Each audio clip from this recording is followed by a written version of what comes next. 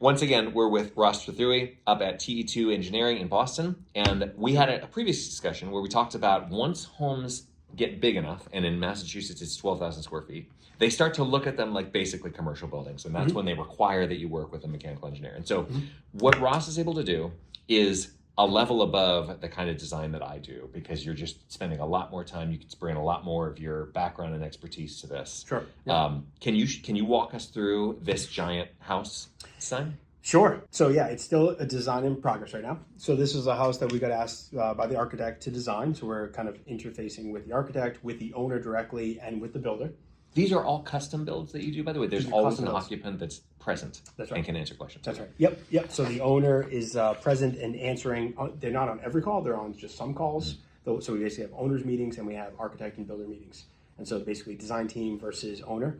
And the owner is answering specific questions. So we make sure that those meetings are more targeted and the best use of their time. So basically we have specifications. We've got design parameters, we've got pipe insulation, we've got basically all the general specs. There's a lot we can go into if you want in that stuff. But let me ask this, because I see that all the time from run-of-the-mill mechanical engineers. Ross's team, I'm sure, is different, but like a lot of those are going to be stock, right? These are just like templates that you are just like, oh, it's a single family home. Here's my, and it says a bunch of things that actually don't apply to this at all. So how much time do you guys actually spend going through each one of these and being like, oh, that one doesn't apply to this one, and is it easy for you to pull it out? Just about all of them are. So we do have templates that we start with. So we have single family, we have commercial buildings, we have different specifications as a starting point, but then you edit it. And so we have it marked internally in our CAD and Revit system so that you could see what are the ones you need to make sure that you're checking and editing. Nice. So for example, it might be that all hydraulic piping shall be insulated to meet the higher R value between section 1204 of the IMC or IECC table C43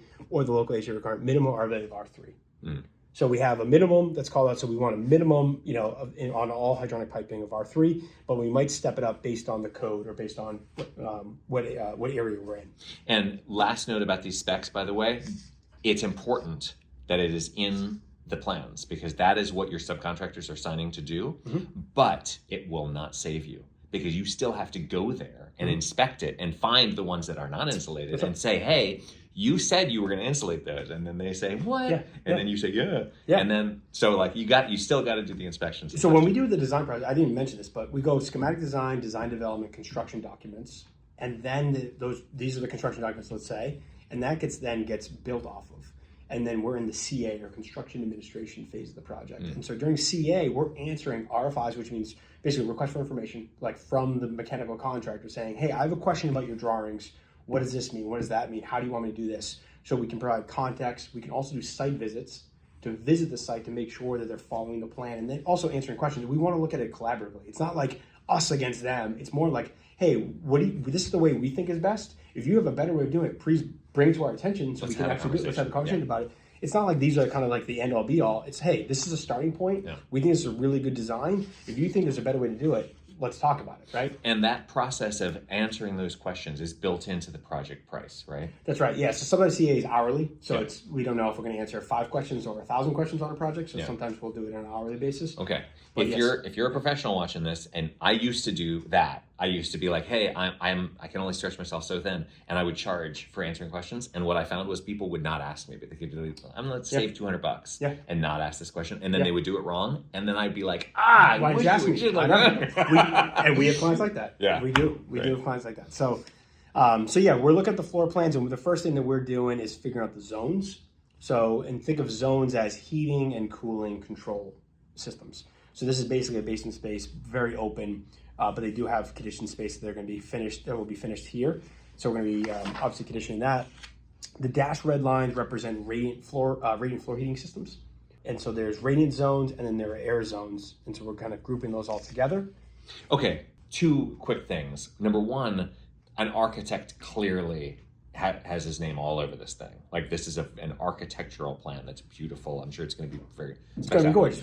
Do your architects, because you said the architects pull you in generally, do they know to leave space for duct shafts and things like that? Well, or are you having to fight to... The ones that we've worked with historically, they know what we're looking for. We already have a good system in place, and they're there. Yeah. The new clients that come to us, let's say a new architect that we've never worked with before, very, very standard operating procedure for us is to meet with them and say, whoa. Mechanical space planning let's have a conversation just about that, because Yeah. the mechanical room you gave us is the small closet that's 4x8 that's not going to fit all the stuff that we need to do here. So it's usually a conversation to say, give us these mechanical spaces. So we have a whole exercise that we run called MEP space planning, and so we're trying to figure out how much mechanical equipment does that house need. So we're tracking air handlers, boilers, dehumidifiers, humidifiers. We're tracking electric service. We're tracking, plumbing, water. And you're not just items. putting the box in there, but the clearance space that you need for the guy to get in there and actually work on it. So it's based on square footage for the actual unit and then a clearance square footage. That's cool. So they know, and we'll say these would be great to group together logically, because we want, let's say, the boiler and the water heater to be close to each other, because we don't want piping to have to go to a different mechanical room for that.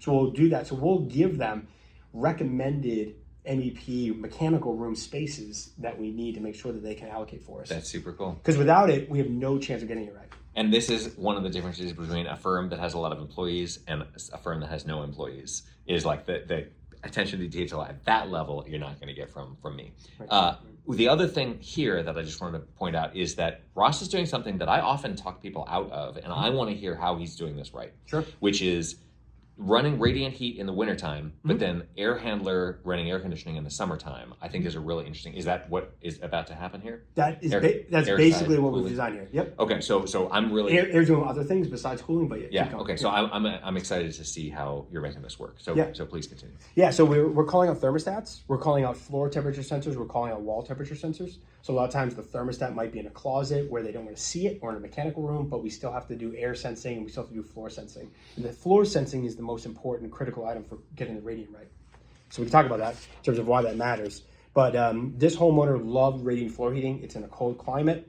And so we wanted to make sure that we gave them the radiant. And so they also wanted every bedroom to have its own thermostat. So it's going to be an expensive system. It's very involved, but they had the budget to do it, and that's the way that we're doing it. So it was very much focused on comfort. It was very much focused on interior air quality, which you'll see throughout this. Okay, so you have what I call mystery rooms in this plan. All these these are like little side attics, basically. Is that right? Knee walls and stuff. Yep. How do you approach those? Because right now on this map, you haven't like worried about them at all. I am always like, oh my God, 1, 2, 3, 4, 5, 6. So those are all inside the condition envelope. So I think of them as almost like standby rooms that don't necessarily need any active heating. So they're inside the building enclosure. They're inside the thermal insulation layer. Right. I'm mostly thinking of cooling and drying. So how have you found, and I'm a freak and I am always playing the safest way. So I would be like, the only way to know, because I come from enclosure testing, I've been on plenty of jobs where that little side attic right there is going to be a problem later. But that was not in high performance homes. That was in 1800s homes. That's You know the what I mean? big difference. So have you found that if you don't even do anything about those rooms, that they just will indirectly be conditioned by the rooms around them? Yeah, so I think the big caveat there is high performance builds. So in The enclosure specifically. for the enclosure. So we're talking about a super airtight building, and we're talking about continuous rigid insulation on the outside of the building. So it's completely wrapped with insulation.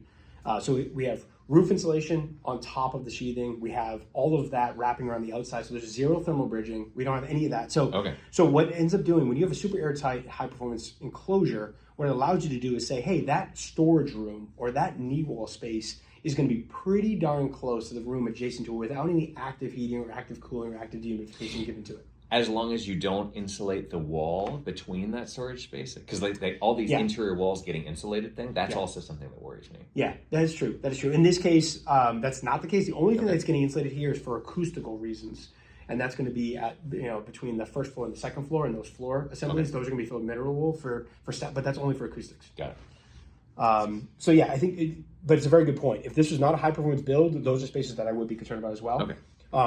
But it also depends on where you are too. So now we're looking at the basement mechanical room. So our basement floor plan, we have basement mechanical room here. We have air handlers. We've got makeup air units. We have dehumidifiers. We have a lot, ERVs. We have a lot of componentry here. We have exhaust intake and exhaust louvers over here. 2 boilers serving the boiler plant for domestic hot water heating and for backup space heating on this project. So a lot of stuff going on. So we have steam humidification, ducted dehumidification, air handlers for basically heating and cooling, and we have radiant floor heat, and makeup air. So we have a lot of stuff going on here. And how many duct systems are we talking about in this house? So every one of these colors is duct system, duct system, duct system. By the way, do you Right. like central returns or room returns? I like room returns. You do? Yeah. Okay. Yep. I'm a central return kind of guy, but yeah. somebody said They both can work. in a room return situation, the rooms that have returns in them don't get a chance to vote at the thermostat. I thought that was an interesting way to say it. So I mean, if in most cases, if you think about the zone, how many thermostats and how much zoning do you have, and how is the room or zone broken up? So, like to answer that question, if you had 3 bedrooms, bedroom 1, bedroom 2, bedroom 3, they all have returns in them. They all have supplies in them. The question is, where does that thermostat go? Should bedroom 1 own the thermostat? Should bedroom 2 own the thermostat? Should bedroom 3, or should it be in a hallway outside the bedrooms? So what we try to do is try to group the zones strategically based on usage and orientation of the building. So if we have a south side and we have a north side, or if we have an east side and a west side, we'll try to break those rooms up strategically. If we know, let's say in that bedroom 1, 2, 3 example, we might put bedroom 3 in its own zone. We might put bedroom 1 in its own. We actually might put all 3 on its own zone depending on the project. But in some cases, what we'll do is that bedroom 2, let's say, is a guest room. It might ride on if it's closer to the bedroom 1 load profile or bedroom 3 profile. So we might have 2, but those will be 2 thermostats, one in bedroom 1, one in bedroom 3. And so those have returns in them, so they work. They work the way they should. They have a return in them, and they have a sensor in them for the thermostat. That's right. So they do get the vote respond. because They vote. you've given them the vote Right. in their room. That's a very interesting point. But if the system's balanced right and has returns and supplies in every single room, and you did the calculations. and you do the calculations, then you should be self-balanced Yeah. no matter what. We've got first floor is mostly floor registers. We try to color code it so it stands out in terms of what air handlers tied to what system from a zoning perspective. We have makeup air coming in through a ceiling intake over the entry porch. Cool. I So love we that. have it's going to be a decorative grill in the ceiling, so no one's going to see it. It's going to be nice. But you can see it if you want. I mean, if you're you're looking walking up, for it- you look for it. Yeah, Yeah. that's important, I think. But they're going to keep the spacing of the slats continuous across the entire entry porch. Ooh, nice. So it'll all look like it was an architectural Oh, element. that's so fancy. I love that they're going out of their way to make your system work perfectly. Some of the stuff we do. Yeah. So floor vents. Yep. Do you get way out in front of that and make sure that they don't install Koa carved decorative vents? Because like those things are real restrictive. Yeah, so we call out every single register gets called out on our plans. So we'll get there. But basically, we'll have floor supplies. We'll call out the size, the make, the model. So in this case, we're all doing linear bar grills. Mm-hmm. So I think we're using architectural grill on this one. But anyway, they're all a bunch of different brands. But basically, linear bar grills that are aesthetically pleasing, that will sit flush into the floor. Can work with wood, can work with tile, can work with stone, can work with any kind of floor profile. Here's a question for you. Do you run manual T? We do, but I like the way you said that. Here's my problem that I'm going to pitch to Ross real quick. Okay. In my practice, the reason I'm so big on ceiling fans is because if you're installing variable speed equipment, whatever speed you're designing at isn't the right speed. It's going to dial somewhere else, and then whatever you did on that calculation doesn't matter anymore. Right. So steer me right or So- let me know what you do. Yeah, so all of these systems are variable speed, but we are staging them. We're staging them. So in a lot of cases, we're going to do like a low speed, a medium speed, and a high speed. So in some cases, what we'll do is we'll run the low speed fan continuously. And sometimes we'll do that for filtration reasons. Sometimes we'll do that for air mixing reasons. And sometimes we'll do that for if other systems are plugged into it, like the ducted dehumidifier might be plugged into the supply side, or we have ERV plugged into the return side. So I get the filter, I get the post-treatment, I get the mixing of all that air. So I run them on low speed, and a lot of these projects, because the volumes of the great room and the volumes of these spaces are so big, we need to have that gentle air movement. So we always have a minimum running in most of these projects at low speed for those filtration reasons, for all the things I just mentioned. Do you have an equipment brand that you like for that, by the way? So it depends. So in this system, what we'll get to is we're using First Company air handlers, and so we're using First Company because What we is that? have Is that a commercial brand? no. It's they have a residential flavor and interesting. Okay. and they have a commercial flavor, but this is because this system is going to be hot water, chill water. So it's a four-pipe system with hot water running to the coil, and we have chill water running to a coil. Yeah. So we can run heating, we can run cooling, we can run dehumidification, all as required. Ooh, you doing a reheat? We're not doing reheat. Oh, okay. No, All right. no. Okay. No. Okay. Yeah, we could, but we're not doing that. Okay. We've ducted dehumidifiers throughout for this project. Basically what we can do then, we can have low speed running continuously, we can have medium speed, and we can have a high speed. And so we can scale up medium speed to high speed based on demand. So if we are in first stage cooling, let's say we don't have a huge demand, but we need a little bit of cooling, we can go to medium speed fan on that system. We can circulate more air. And then of course, if it's July 4th and we have this crazy load condition where we need high speed, then we'll go to high speed and we'll ratchet up. And which speed are you targeting with your manual T calculation? Medium speed. Medium. Yeah. Okay, cool. Yep. And then when you go high, have you experienced your clients hearing a whistling or hissing at all? Because or it's not that much of a jump. It's not that much of a jump. Okay. It also depends on the registers that we're using. So back to your question. So we're going to go with metallic registers all day because they're 70% free area or higher, where the wood ones that are, the egg crates and all the other ones are very restrictive. Our general rule of thumb is 500 feet per minute is what supplies should be designed for, and 400 feet per minute is what we should have for returns. In some cases with high performance, we're even getting lower than 400, but at least as a starting point, we want to see as baseline 400 feet per minute minimum on the return side and 500 feet per minute on the supply side. Minimum 400. You want? Maximum. Maximum. Sorry. Okay. Maximum. Cool. Maximum. Yeah, so we can scale velocity down. Second floor, again, the different zones. We have group zones in some cases for the different bedrooms coming off the same air handler. We've got some exhausts that are just dedicated exhausts, through inline fans. In some cases, we're using the ERV. So we'll talk about that. So one of the things that happens when you're dealing with a one-man shop like me is that my feelings get involved in this. And honestly, looking at this plan, and no offense to any wealthy people who have crazy houses watching this, but it makes me so depressed to think about the maintenance on this place with all these what HVAC company is going to come out here and service these? How many systems are we talking about? How many? We got we have 6 different zones of hydronic. Yeah, we have 6 outdoor units. Plus how many dehumidifiers? 4. I think 4. Yeah. 4 plus 4 air handlers, and a bunch of it's just anyway. So that there's a lot happens. of systems, yeah, but that comes with a 14 or 15,000 square foot house. And so that is why partially when you build that size house, you're going to need to go with somebody like Russ. You're not going to necessarily get a guy who's exactly like Russ. He's going to think about all these extra things like the filtration and the air movement and all that stuff. Right. But you need someone that knows what they're doing when they get into these level houses. If this is my client, I'm going to try and talk them out of a lot of. I'm going to be like, look, three zones, not 6, or what, you know what I mean? But that's not the right. That might not be the right call. Right. It's just like for me, there's the feeling thing gets involved in it, and it's like I'm not a.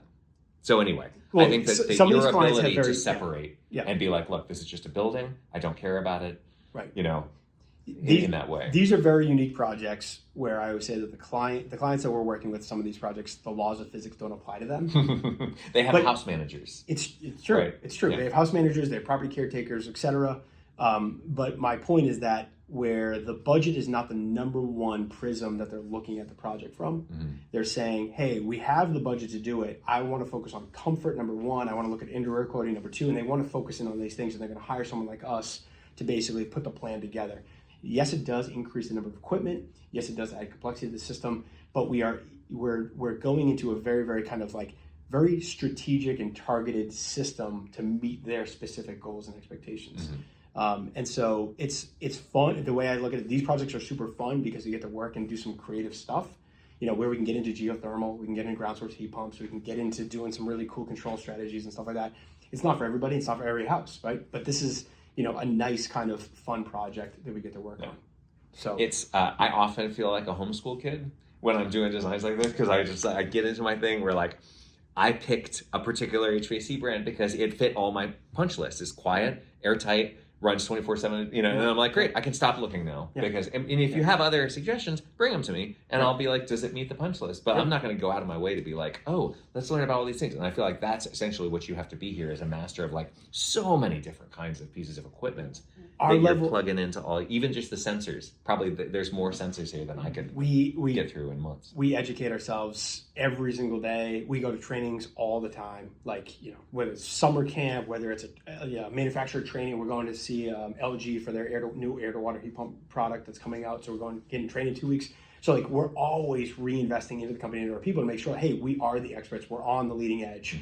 We know what's going on. I mentioned to you earlier about conduit tech and some of the new multimeters and some of these new tools, gadgets, tips and tricks makes our lives easier. And the only way you know it is by being plugged into it and just being, like I always say, be a lifelong learner. Just continue, don't settle, just continue to learn and learn and learn.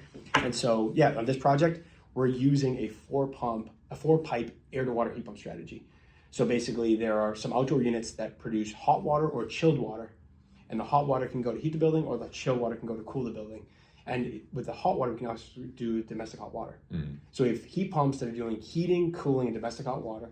We also and they pull the heat from the air, outdoor not air. from geothermal. This case is air source. Yep. That's very interesting. It's an air to water heat pump, exactly. So it's a really cool strategy because geothermal is great, I love it, but it's not for everybody and it's expensive, right? So you have to drill and stuff like that. So for the projects where we can't get into geothermal and that are like this, the next step kind of behind that in my mind from an efficiency standpoint is air to water heat pumps. Cool. So the answer to my earlier question of how is Ross dealing with this radiant heating in the wintertime, air side cooling in the summertime, and dehumidification and all that stuff is cost is not a barrier, right? Is that like correct to say? Yeah. I mean, if somebody was like, I want to do this on a budget, we need to make this, would you say, oh, go all air side? Well, so first off, radiant floor heat is very expensive and it only gives you heating. So if you're going to focus on what's like the best value for you, radiant floor heat is not where you're going to start, right? Because it doesn't solve cooling, it doesn't solve air filtration, it doesn't solve you need an air system to do all that other stuff. So you wouldn't start with radiant floor heat. But if you are looking for the most amount of comfort, you want the most kind of variability and control over your house, radiant floor heat to warm the surfaces of the building through what we call mean radiant temperature, right? Warming up your entire floor becomes a radiator. Low temperature, it's close to your body core temperature. It warms up your body.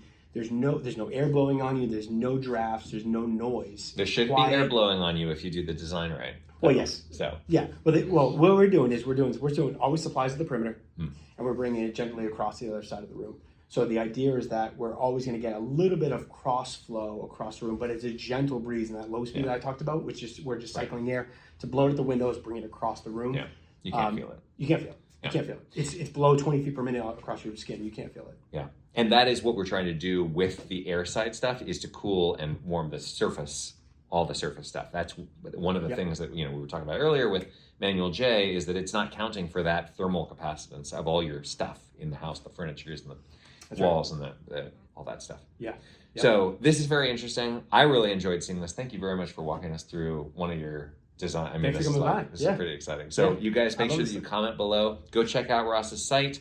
If you know anybody who's building a crazy big house, send them over, because I think we should get more people who are approaching Ross first and then saying, hey, Ross, give me an architect who you think could do this the right way. That'd be great. Thank you very much, man. Cool. Thanks. Yeah. All right. You guys, like and subscribe. Tune in next time.